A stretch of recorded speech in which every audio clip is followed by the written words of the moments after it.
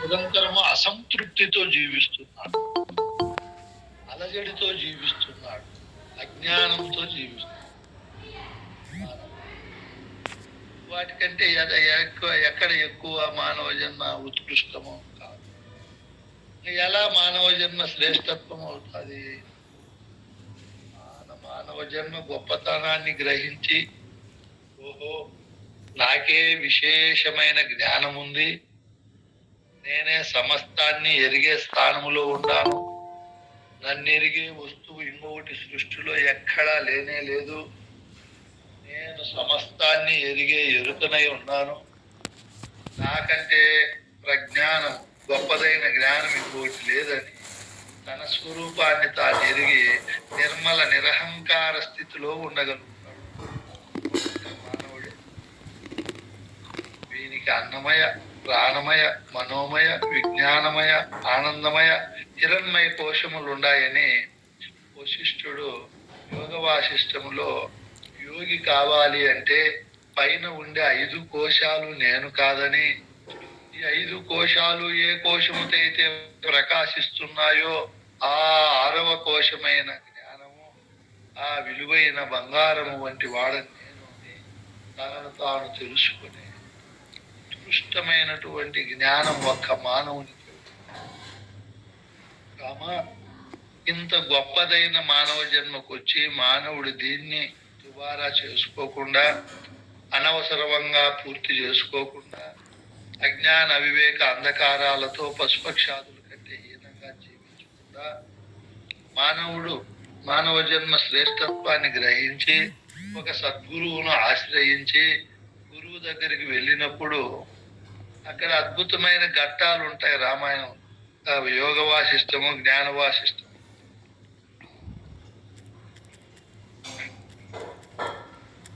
ద్రష్ట అంటే అన్నిటినీ దర్శించేది ఏదైతే ఉందో అదే జ్ఞానము, అది నేనని అనుకోవడమే యోగము రామ అని చెప్తాడు.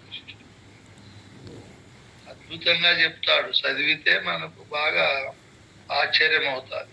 అయినా ఆకాశ గుణమైన శబ్దాన్ని చెవులు గ్రహిస్తాయి, వాయువు గుణమైన స్పర్శను చర్మము గ్రహిస్తారు, ఇంకా ఈ అనంత కోటి విశ్వములో వెలుగులో ఉండే వస్తువులన్నింటినీ నేత్రం దర్శిస్తారు, ఇంకా జలములో ఉండే రసాన్ని నాలుక దర్శిస్తారు, భూమిలో ఉండే వాసనను ముక్కు దర్శిస్తారు. విశాల ప్రపంచములో ఆ 5 భూతాలను 5 జ్ఞానేంద్రియాలు దర్శిస్తాయి. ఈ జ్ఞానేంద్రియాలను మనస్సు దర్శిస్తుంది, మనస్సును బుద్ధి దర్శిస్తుంది, బుద్ధిని ఆత్మ దర్శిస్తుంది. ఆ ఆత్మే జ్ఞానం, అదే నా నిజస్వరూపం అని తెలుసుకోవడమే యోగం. ఆ యోగము నుంచి క్రిందికి రాకుండా ఉండడమే జ్ఞాని నిజ లక్షణం. రామునికి వశిష్ఠుడు ఈ మాటలు చెప్తాడు. సృష్టినంతా ఇంద్రియాలు దర్శిస్తాయి, ద్రష్ట స్థానంలో ఉన్నాయి. అవి స్వశక్తితో పనిచేస్తాయా? చేయలేవు. వాటిని దర్శించే మనస్సు ఉంది, మనస్సు ద్రష్ట. ఇప్పుడు మనస్సును దర్శించే బుద్ధి ఉంది, బుద్ధి ఇప్పుడు ద్రష్ట. బుద్ధిని దర్శించేది ఆత్మ.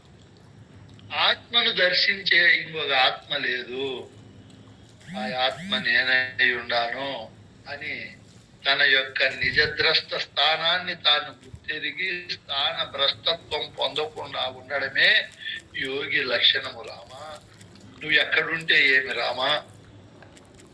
గృహస్థాశ్రమంలో ఉంటే ఏమి, సన్యాసాశ్రమంలో ఉంటే ఏమి, అవధూత ఆశ్రమంలో ఉంటేనేమి, సంతలో ఉంటే ఏమి, ఎవరి లేనటువంటి చోట ఉంటేనేమి, నాయనా నేను పరమాత్ముడను, నేనే జ్ఞానైన ద్రష్టను అని తనను తాను తెలుసుకుని ఎప్పుడు దాన్ని మరవకుండా, ద్వంద్వము కాకుండా యోగిగా ఉండడం.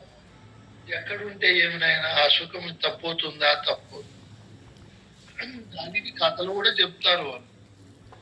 నిజయోగి స్థితి లక్షణాలు ఎట్లుంటాయి, ఆయన భావజాలం ఎలా ఉంటుంది, ఆయన ఏ విధమైనటువంటి స్థితిగతుల్లో ఉంటాడు, ఈ విధంగా యోగి అయిన మహనీయుడు నేనే జ్ఞానము, సర్వద్రష్టను నేను, నన్ను దర్శించే ఇంకొక ద్రష్ట లేదని నిర్మల నిరహంకారంగా అన్ని భ్రాంతులను పోగొట్టుకొను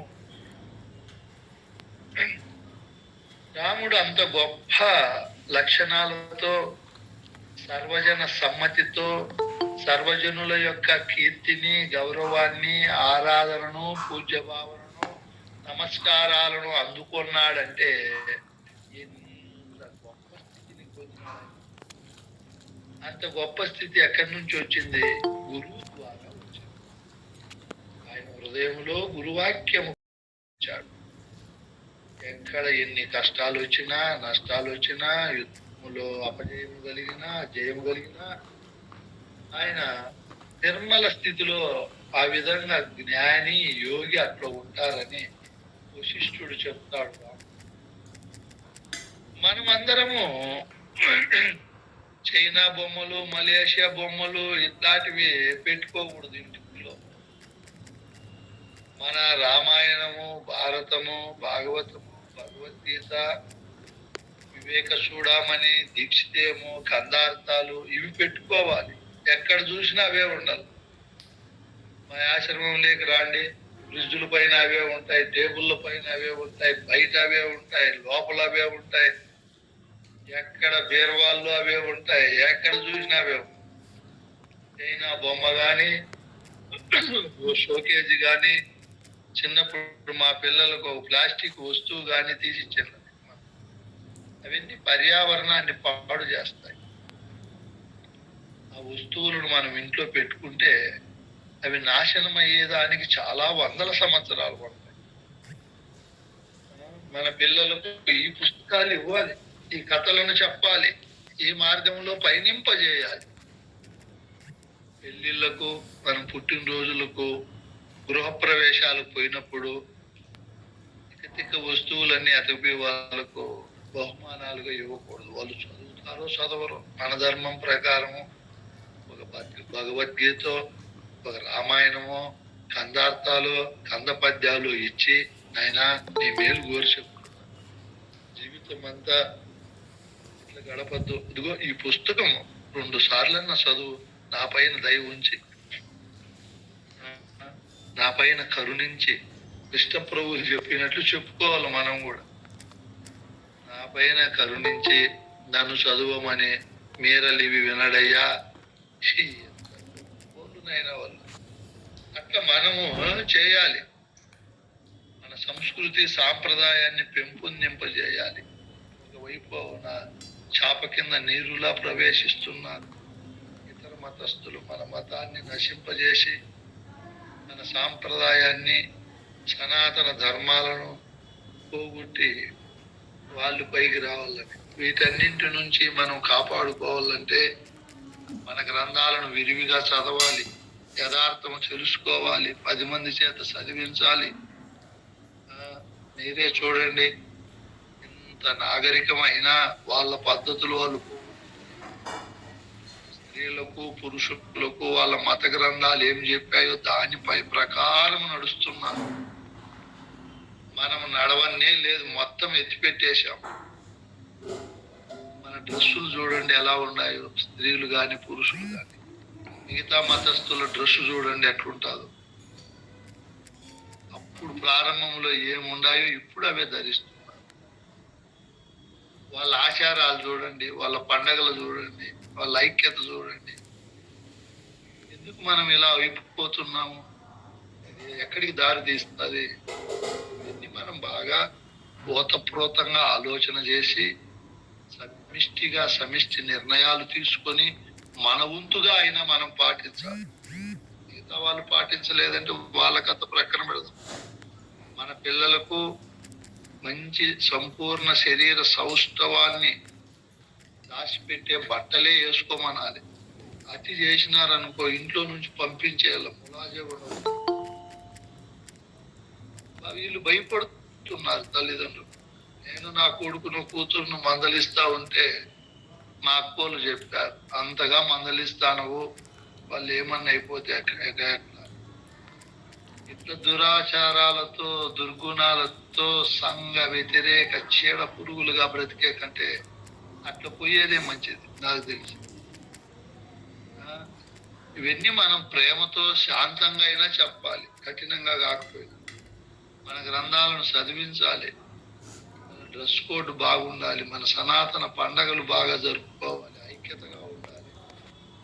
ప్రతిరోజు మనం ప్రొద్దున్నే మధ్యాహ్నం సాయంత్రం ప్రార్థన చేయాలి, ఏదో దాన్ని పట్టుకొని నడవాలి.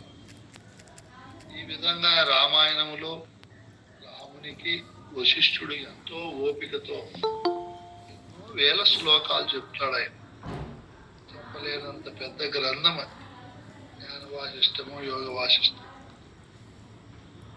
రాముడు తద్వారా అద్భుతంగా ప్రకాశిస్తాడు, దాని ప్రకారం నడుస్తాడు, తన జీవన శైలిని దానికి అంకితం చేస్తాడు.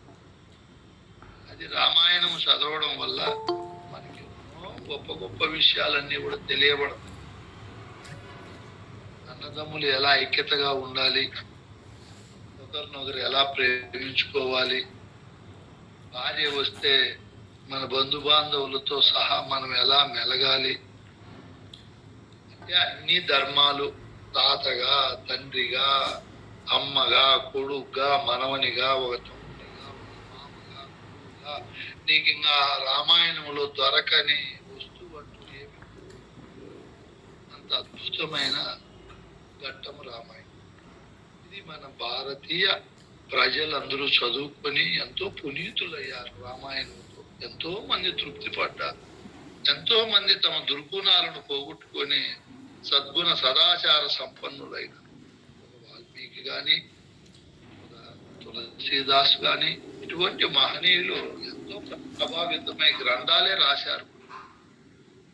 ఇంకా మహాభారతము ప్రపంచంలోనే పెద్ద గ్రంథం. ఈ మహాభారత భీష్మ పర్వములో వస్తాది భగవద్గీత. ఇది ఒక భగవద్గీత అనేది మహాభారతంలో ఒక అంతర గ్రంథం, ఒక భాగం. మహాభారతంలో మాట కోసము జీవించిన భీష్ముని పాత్ర గాని, అన్నదమ్ముల మధ్య ఎటువంటి వైషమ్యాలుంటే రాజ్యాల మనుగడకు ఎలా ముప్పు అనే కౌరవ పాండవుల మధ్య గాని, అందులో పాండవులలో ధర్మరాజు, అర్జునుడు, భీముడు, అర్జునుడు, నకుల సహదేవుల యొక్క బల పరాక్రమాలు, వాళ్ళ యొక్క సద్గుణాలు, అన్నను అనుసరించిపోయే విధానాలు అన్ని అమోఘంగా ఉంటాయి. ఇంకా దుర్గుణాలతో ఉండే కౌరవులు, దురాశతో దుర్గుణాలతో ఉండే మిత్రులను సంఘటితపరుచుకొని వాళ్ళు దురాచారాలు, ఇతరుల యొక్క ముఖ్యంగా పాండవుల యొక్క నాశనాన్ని కోరడం, అవి వారిపైనే తిరిగి ప్రతిచర్యగా రావడం, వాళ్ళు ఏ విధంగా అంతరించిపోవడం. ఇందులో మహానుభావుడైన కృష్ణ పరమాత్మ ఏ విధంగా ధర్మము న్యాయం వైపు ఉండి వాటిని సంరక్షించడం, ఈ ఘట్టాలన్నీ కూడా మహాభారతంలో అద్భుతంగా ఉంటాయి. వింటే భారతమే వినాలి, అంటే మగపిల్లవాడినే కనాలి, తింటే మహా గారెలే తినాలి. పోతే ఎక్కడికి పోవాలి నాయన మనము?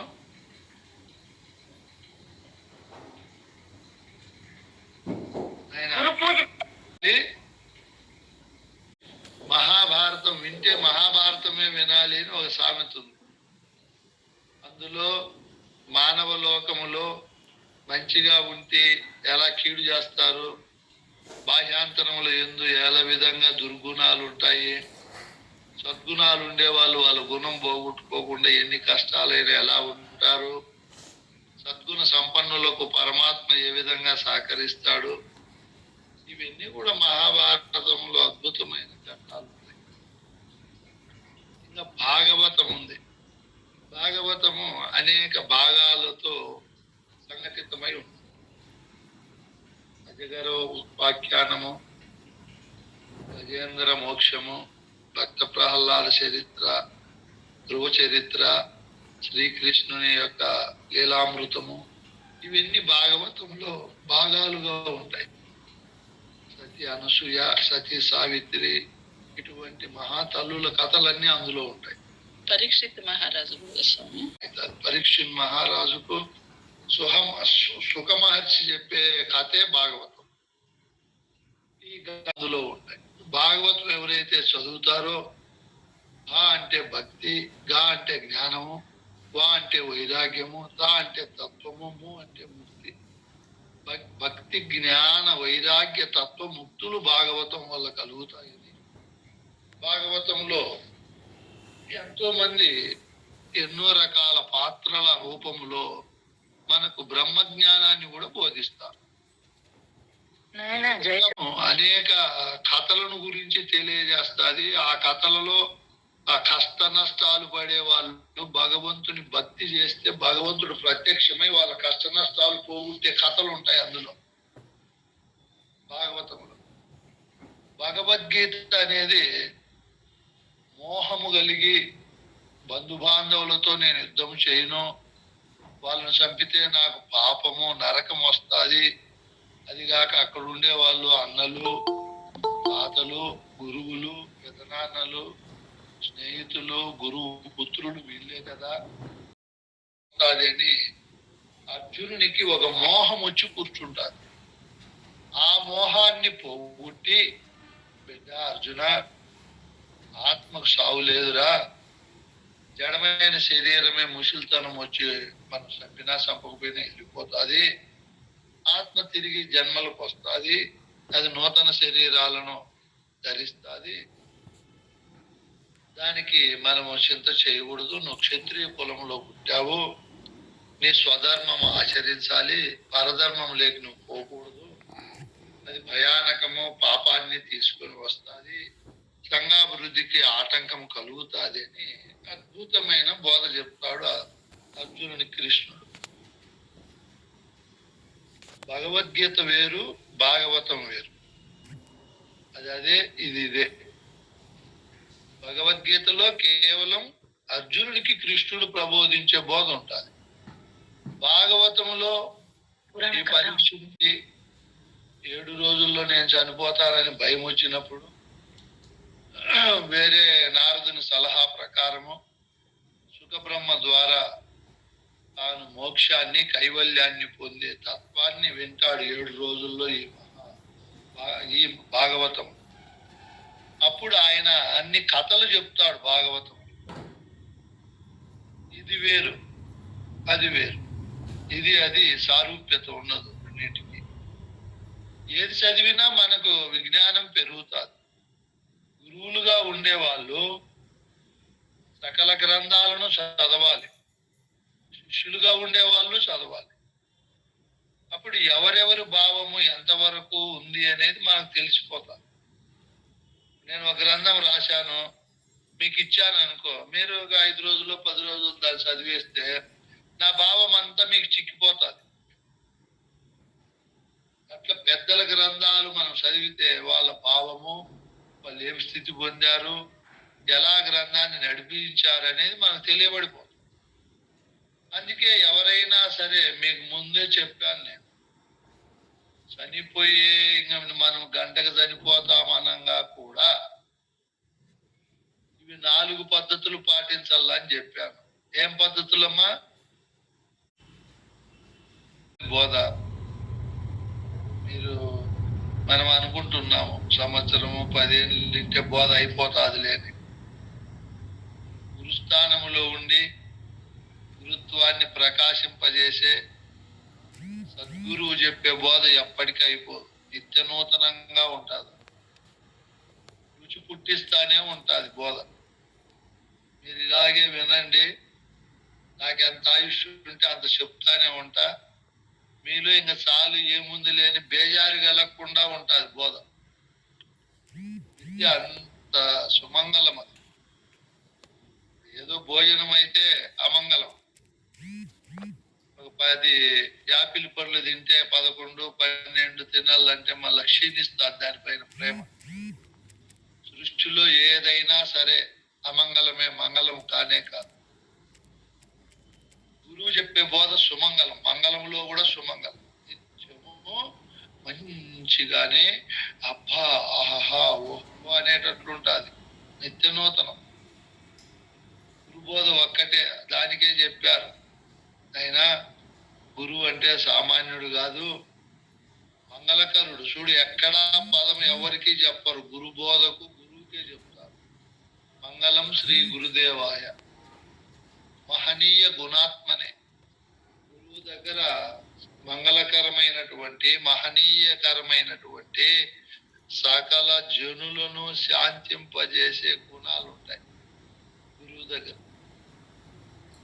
మరియు సర్వలోక శరణ్యాయ. ఏ లోకం వారైనా శరణనేటంత గురు మహత్యం గురువు దగ్గర ఉంటారు. ఎందుకంటే ఆయన సాధురూపుడు. గురువు లేనప్పుడు మీ గురువు పైన ద్వేషభావం కలిగినా, గురువు కనపడినా, గురు బోధ విన్నా మళ్ళీ మనం సెటరేట్ అయిపోతాం. గురుభక్తి కలిగిపోతుంది, గౌరవం కలుగుతుంది. అట్లుంటుంది గురువు దగ్గర విద్య. ఆయన మహనీయమైన గుణాలను కలిగి ఉంటాడు గురువు. ఏ లోకం వారైనా ఆయన శరణు కావాల్సిందే, ఏ తరగతి వారైనా. పెద్దలు నిర్వికారాయ సకల నిత్య ముక్తిదాయకాయ నిర్గుణాయ నిర్మలాయ నిత్య మంగళం. ఇది మనం పాడుకుంటున్నామే గాని ఎప్పుడన్నా భావార్థం విచారించామా? సగుణ నిర్గుణ రహితాయ సంకల్పవర్జితాయ సర్వసాక్షతీతునకు సత్యమంగళం. శత్రు సంహారణాయ పొతిలేని దీపము నీకిత్తు మంగళం. చేష్టలన్నీ ఉడికిపోయే, శేషేదేమి లేకపోయే, శేషమ్మ మనసు మీలో చేరే మంగళం. పరశురామాయ సీతా పరిపూర్ణాయ సకల భవ్య దివ్య రూపాయ పరశురామాయ సీతారామ మంగళం. ఏమి బోధ ఉంటుంది దీంట్లో, ఎంత అర్థం ఉంటుంది. గురువు అంటే ఆ మహానుభావులు తపస్సు చేసి రాశారు. ఈ విధంగా గురువు గారు, ఇది ఎప్పుడైనా సందర్భం వచ్చినప్పుడు దీనికి చెప్తా నేను, అర్థం చాలా సమయం పడుతుంది. ఈ విధమైనటువంటి గురువు దగ్గర ఎవరైనా అనవలసిందే. మంగళకరుడు, సుమంగళకరుడు బోధ మంగళకరాన్ని తీసుకొస్తారు. దీన్ని మనం బాగా ఆలోచన చేసినప్పుడు ఇక్కడ భాగవతంలో అన్ని కోణాలలో బోధ ఉంటుంది. ఒక కోణంలోనే కాదు, అక్కడ సమస్త ధర్మాలు ఉంటాయి భాగవతం. ఈ పరీక్షిత్ మహారాజు భాగవతం విని 7 రోజుల్లోనే ముక్తి పొందినట్లు కథ ఉండాలి. ఆయనకు క్రమంగా చెప్పుకుంటా పోతాడు సుఖ మహర్షి. ఈ భాగవతము, రామాయణము, భాగవతము, ఇదే భారతము, రామాయణము, భాగవతము ఎవరైతే ఆ గ్రంథాలు తీసుకొని చదువుకుంటారో వాళ్ళు ఉత్తమ జాతి పురుషులైతారు. మోక్షము ముక్తి కథగా ప్రకర పెడదాం. సకల సద్గుణ సంపన్నులు, విశేషమైన భక్తి జ్ఞాన వైరాగ్య తత్వముక్తులు వాళ్ళకు కలుగుతాయి. అంత గొప్ప బోధ ఉంటుంది వాళ్ళకి. అవి నేననే దానికి ఉండే బంధాలను తొలగిస్తాయి, నేను తొలగించలేవు. ఈ గ్రంథాలు రామాయణము, భారతము, భాగవతము చదివితే మనకేం ప్రయోజనం కలుగుతుంది నాయన? కారాన్ని తొలగించలేము. దేహబంధం ఉంది మొట్టమొదట, మళ్ళా ఆత్మకు ప్రాణబంధం ఉంది, మళ్ళా మనోబంధం ఉంది. ఈ 3 బంధాలతో, 3 అవస్థలతో మమేకమై, 3 శరీరాలతో, 3 అభిమానులతో నిరంతరం ఇది దేవుతో ఉంటుంది. వీటితో దేవులాట. ఈ దీనికి తోడు ఇంకా అన్ని పెట్టుకుంటాది, ఒక్కొక్కటే. నా భార్య, నా పిల్లలు, నా మతం, కులము, జాతి, నా నా నా అని దీర్ఘం తీసి వాటన్నింటినీ తీసేసి వాటి సారం లేవురా, అవి నిస్సారమైనవి. నేను చెప్పే బోధ ఎట్లుంటది? నేనుకు ముక్తిని కలిగించే బోధనైన నేను చెప్పేది ఇదే స్థిరమైనది, శాశ్వతమైనది, నిర్మలమైనది, వాస్తవమైనది అని గురువు నేనుకుండే బంధాలన్నీ తుడిచిపెడతాడు. సమస్త బంధాలను పోగొడతాడు. చివరికి నేనునే తీసేస్తాడు అచల గురువు. ఇది పరిపూర్ణ బోధ విశేషం. ఈ విధంగా ఆ గ్రంథాలన్నీ చదివినప్పుడు నీకు ఏం స్థితి కలుగుతుంది? జలజ పత్రమునందు సలిలమంటని అద్దమందున రూపం అంటన్నట్టు, బురదయా కుమ్మరి పురుగుకు అంటన్నట్టు, నా జంబు చెప్పోయంది అంటన్నట్టు, పొలుచెల్లలో వెన్న కలయనట్టు, భూమి చింతపండుపై బొబ్బర అంటనట్టు, పొలుచెల్లలో వెన్న కలయనట్టు, చిత్రభానునికి చీకటి అంటనట్టు, ఆకాశమునకు వాయువు అంటనట్టు, బ్రహ్మవేత్త నేనే బ్రహ్మమని తెలుసుకున్న మహనీయులు సృష్టిలోనే ఉండి కార్యక్రమాలు చేస్తూ సృష్టికి అంటకుండా ఉండే స్థితిని కలిగిస్తాయి ఆ గ్రంథాలు. పరిపూర్ణ బోధలేకి వచ్చినప్పుడు అన్ని బంధాల నుంచి ఏ వస్తువు అయితే విముక్తి పొంది ఒకటిగా ఉందో ఆ ఒకటిని కూడా లేకుండా చేస్తారు పరిపూర్ణ బోధ. ఇప్పుడు మనము ఇవన్నీ విచారించినప్పుడు, అందులో సారాంశం మనకు తెలిసినప్పుడు, మన ఎరుక తిరిగి పరిగెత్తకుండా, ఏదో అనే భావన లేకుండా నిర్మల నిరహంకారమైన స్థితిలో ఉండాలి. కాబట్టి మనం అందరము శాస్త్రాలు చదవాలి, వేదాలు చదవాలి, రామాయణం, భారతం, భాగవతము చదవాలి, అష్టాదశ పురాణాలు చదవాలి, మరియు భగవద్గీత కూడా చదవాలి. మనకు మన పెద్దలు చెప్పారు. ఏం చెప్పారు మన పెద్దలు మనకు? నాయన, గురువు అంటే ఏదో వేషధారుడు కాదు, గురువు అంటే ఎలా ఉండాలి అన్నప్పుడు మహనీయులు పరశురామ నరసింహదాస్ శూర్ణికలో చెప్పాడు. గురువు అంటే ఇదిగో ఇన్ని రకాలుగా అన్ని తెలిసిన వాడై ఉండాలి, అప్పుడే గురుత్వము ప్రకాశిస్తుంది, బ్రహ్మ విద్యను సుసంపన్నంగా సువిశాలంగా వ్యాప్తి చేసి పరిపాలించగలుగుతాడు అని ఈరోజు మనం ఎన్ని విషయాలు తెలుసుకున్నాము.